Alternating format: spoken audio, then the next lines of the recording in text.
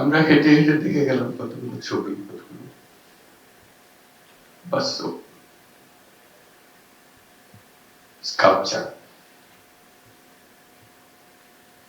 অনুভব করার চেষ্টা করেছি সেদিন কিরকম ছিল, কি হয়েছিল তার।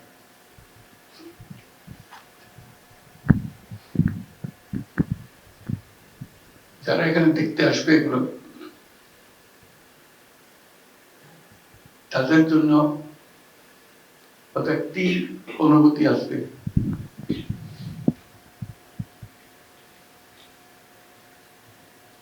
যে বাংলাদেশের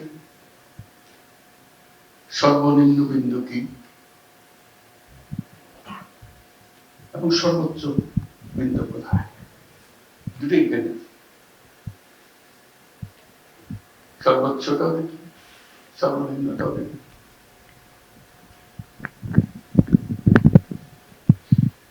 আমরা বিন্দু থেকে কত দূরে থাকতে পারি সেটা যদি আমরা মনের মধ্যে আমাদের আশা জাগে যে আমরা এই নিম্নের থেকে দূরে দূরে অনেক দূরে উপরে যখন এত উপরে আমরা উঠতে পেরেছি, আমরা আসমানও ছুঁতে পারি। এই বর্ষার জন্য আসি এটুকু শুধু দেখা যায়। পৃথিবীতে বহু জাদুঘর আছে, বহু মিউজিয়াম আছে, তাদের সংস্কৃতির উপরে আছে, তাদের রাজা রাজার কাহিনীর উপরে আছে, তাদের ইতিহাসের উপরে আছে। আমাদের মতো জাদুঘরের কোথাও নেই। জীবন্ত একটা জিনিস উপভোগ করে যারা এই জাদুঘরের উপজীব্য, এখানে যাদেরকে আমরা দেখতে আসি, তারা এখানে বসে আছে। তাদের খবর এখনো টাটকা।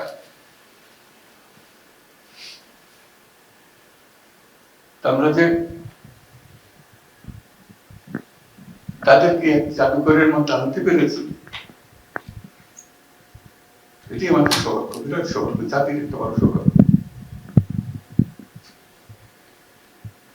টাটকা টাটকা ইতিহাসটা আমরা এত টাটকা ইতিহাস নিয়ে জাদুঘর বোধহয় দুনিয়ার কোথাও হয়নি, আশা করি আর হবেও না।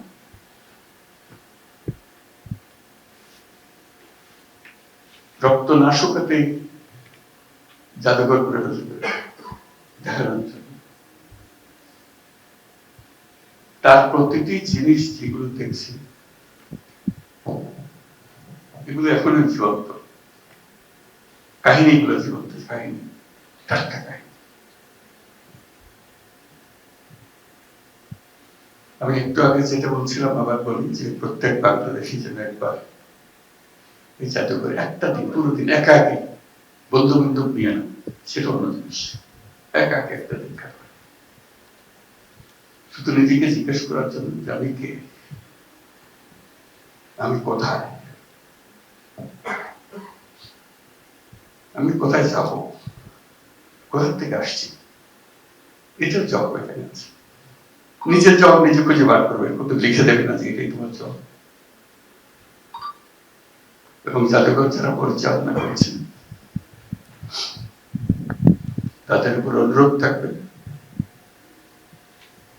যেন যথেষ্ট কাগজ কলম থাকে, একাকি বসে নিজের ভাবনাগুলো লিখবে, এক পৃষ্ঠা হোক, আধা পৃষ্ঠা হোক, এক কলম হোক, তার মানে কি ভাবনাটা আসলো, তাকে জোর করার জন্য না, তার অনেক কথা বলার থাকবে, সে শুধু এটুকু দেখে না।